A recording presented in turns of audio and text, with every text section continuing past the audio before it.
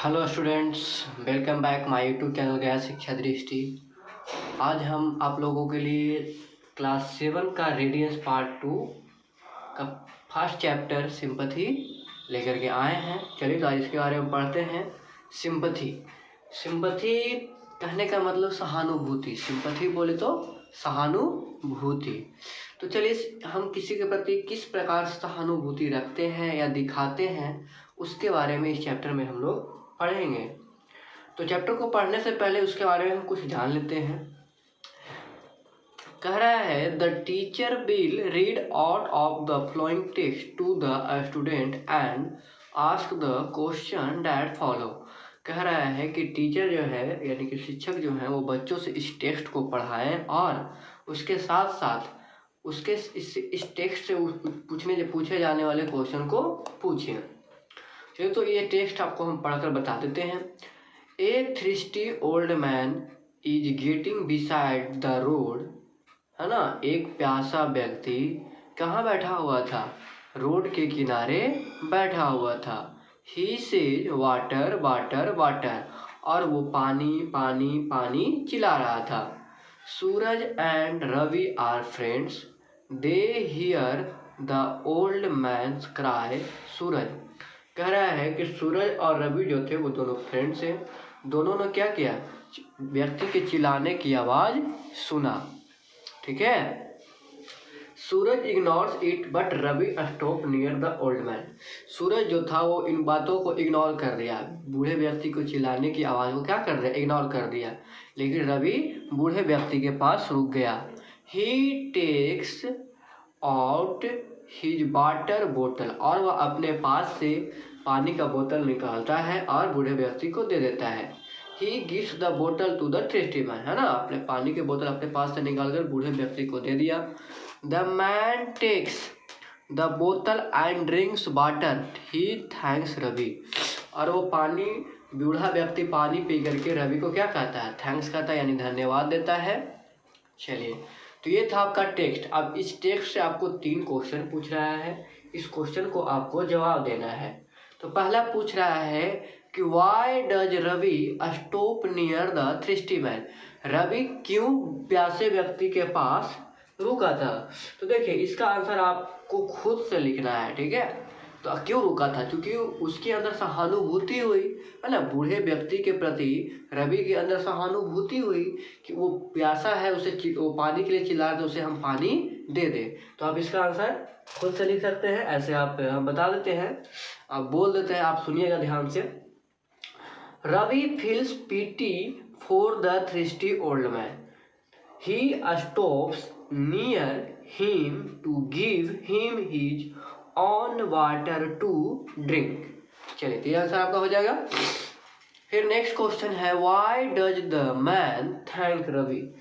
जो व्यक्ति था वो रवि को क्यों थैंक बोला? थैंक यू, उसका धन्यवाद क्यों किया?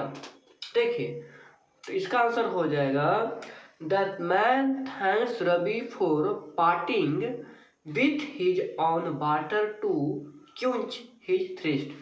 इसलिए वो थैंक बोला क्योंकि व्यक्ति प्यासा था, और प्यासा होने के कारण जब उसे पानी नहीं मिल रहा था और अभी उसे पानी दिया तो उसको क्या हुआ?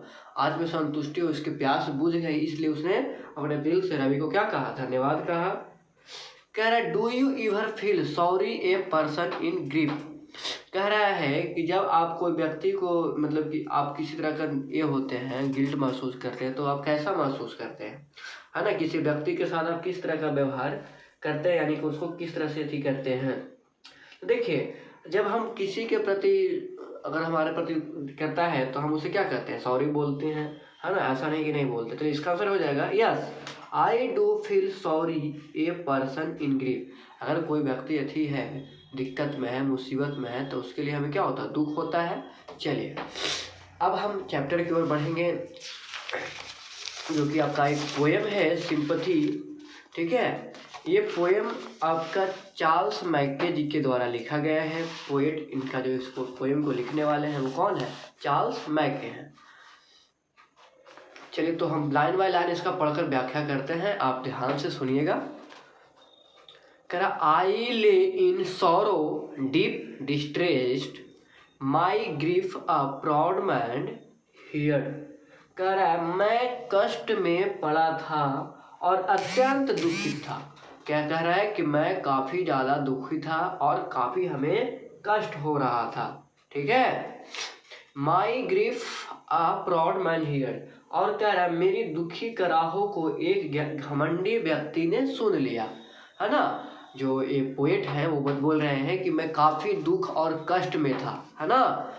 तब जा कर के मेरा कष्ट को कौन सुना, एक घमंडी व्यक्ति सुन लिया। He looks were cold he gave me gold. कह रहा वह मेरे तरफ से उदासीनता से देखा, है ना। कैसे देखा, उदासीनता से। कोल्ड का मतलब ठंडा, यानी कि हमारे तरफ कोई वो भाव से नहीं देखा, किसी तरह का उसके अंदर भावना नहीं था। ऐसे ही एकदम उदासीन भाव से हमारे तरफ देखा। किसकी तरफ देखा, कौन, घमंडी व्यक्ति देखा पोएट की तरफ। ही गेव मी गोल्ड, और क्या दिया, स्वर्ण दिया, सोना दिया। और ये पोएट को घमंडी व्यक्ति क्या दे दिया, सोना दे दिया। But note A kindly word, लेकिन एक भी दया की भावना का, सहानुभूति का शब्द नहीं कहा। सोना तो दे दिया लेकिन उनके साथ सहानुभूति का एक शब्द भी नहीं कहा, ना उनसे उनके बारे में पूछा कि आपको क्या दुख दर्द है। चलिए, माई सोरो past I paid him back. कह रहा है मेरा दुख गुजर गया है ना। जब दुख किसी को कष्ट आता है तो एक समय के बाद क्या होता है, समाप्त भी होता है। जैसे हम लोग जानते हैं कि पतझड़ के बाद बसंत भी आता है ना। ठीक उसी प्रकार से जब दुख आया है तो सुख भी जरूर आएगा। उसी प्रकार से पोएट का भी दुख गुजर गया, है ना, समाप्त हो गया।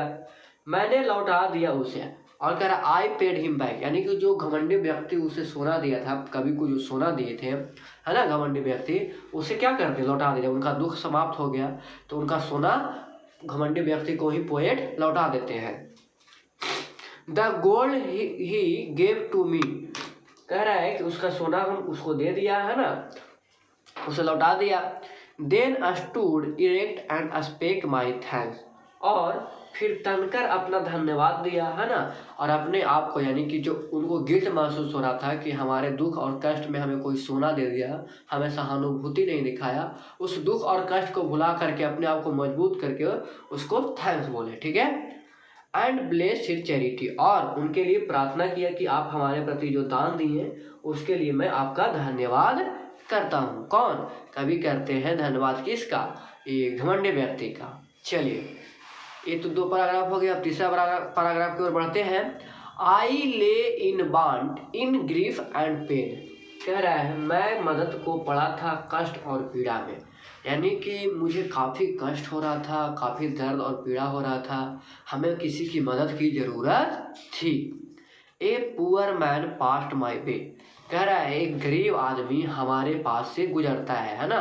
जिस रास्ते पर मैं पड़ा था या बैठा था उसी रास्ते से एक गरीब आदमी गुजरता है। कहाँ, जब ये कभी दुख और कष्ट में मदद के लिए बैठे थे, पड़े थे, तब उसी रास्ते से एक गरीब आदमी वहाँ से गुजरता है। He bound my head he give me bread. और कह रहा है कि एक गरीब व्यक्ति वहाँ से गुजरा और मेरा सिर दबाकर सेवा किया और खाने की रोटी दी। कह रहा है जब वहाँ से गरीब व्यक्ति गुजरा तो वो क्या किया, उनके लिए खाने के लिए रोटी भी दिया और साथ ही साथ उनको सर को सहलाया, है ना, सर को दबाया। He watched me night and day. और उसने दिन रात उनकी सेवा की। गरीब व्यक्ति ने क्या किया, पोएट की दिन रात सेवा की उनकी हालत को देखकर। How shell I pay him back again. कह रहा है कैसे चुका पाऊंगा मैं उसकी सेवा को, यानी कि उस अब देखिए जब मतलब कि दुख उनका फिर से समाप्त हो गया तो कभी सोच रहे हैं कि जो हमारे ऊपर वो व्यक्ति उपकार किया है, हमारे दुख में हमारा साथ दिया है, उसको हम उसे कैसे रिटर्न दें, यानी उसकी सहानुभूति को किस प्रकार से हम वापस लौटा दें।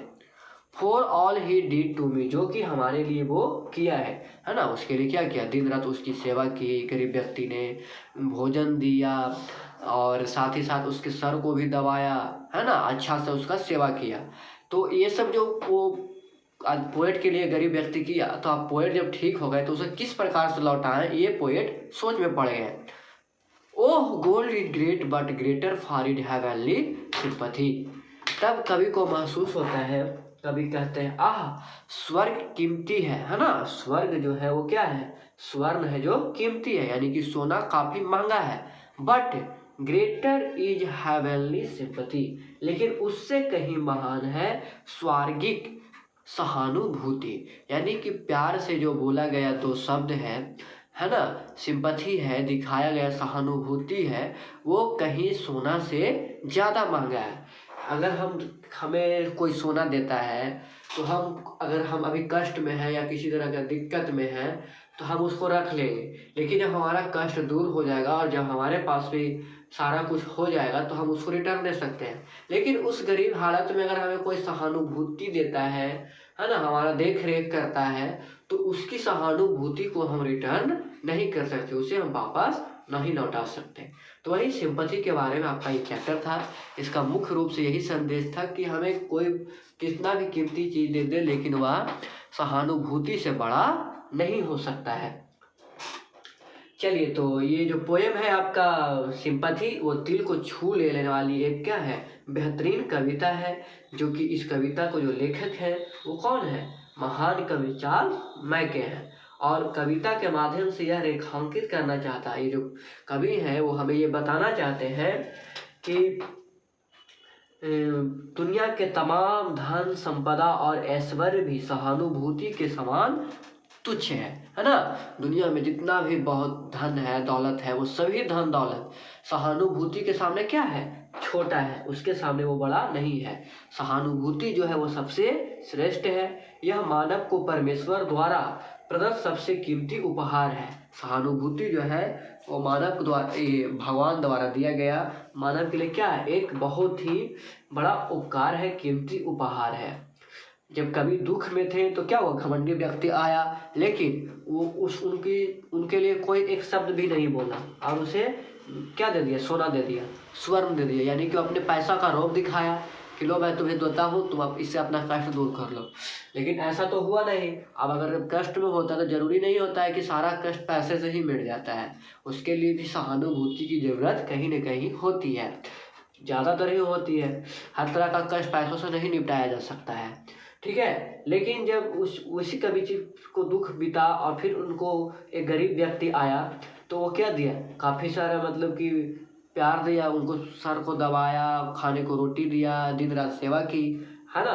तो देखिए वो लौटा नहीं पाए, लेकिन जो सोना दिया था वो घमंडी व्यक्ति उसको लौटा दिए थे कवि, लेकिन उनके अथी को लौटा नहीं पाए। इसी से कवि को महसूस होता है, कवि कहते हैं इस चैप्टर के माध्यम से कि जो सहानुभूति है वो क्या है, महान है, उसके सामने दुनिया का कोई भी धन संपदा हो वो तुच्छ है।